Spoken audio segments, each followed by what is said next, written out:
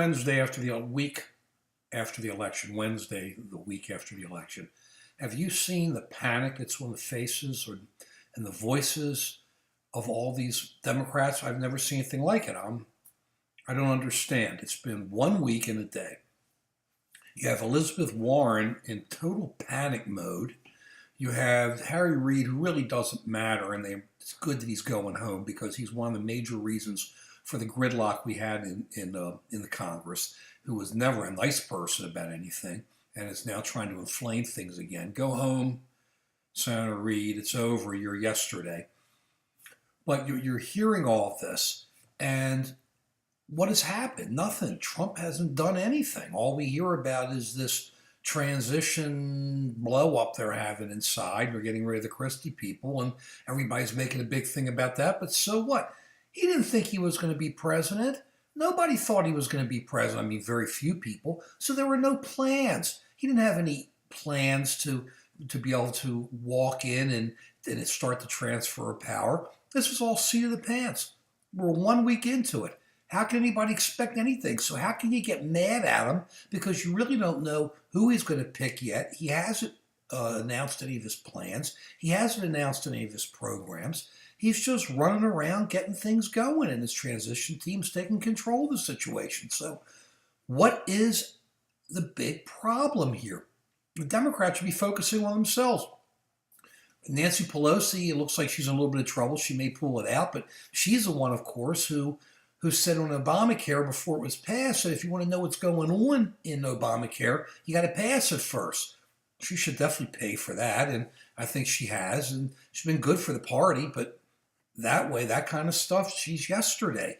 And it's time that the Democrats start cleaning things out and at the same time start making new programs or taking positions that the Democrats can take, knowing that which way Trump's going to be coming so they can negotiate with him and do things like, for instance, Senator Warren, why not get ready and start when they want to start talking about some type of deregulation, and who knows what it is they're going to be talking about with the banks, turn it around and say, well, like for one instance, well, if you want to let the banks off the hook in this area, then in the bankruptcy law, the banks should be able to have their first secured loans modified, crammed down, so that if a debtor takes a loan, a borrower takes a loan, and the property is worth less than the amount that the loan is worth, then that borrower should be able to go into Chapter 13 bankruptcy or Chapter 11 bankruptcy and reduce that amount to what the amount owed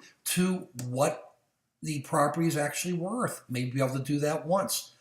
They say to the banks, okay, you want to get off and be able to have a little bit less regulation here, then accept this risk over here. There are ways to do that would really help people. That definitely would have been a big help in the turn when the real estate market crashed.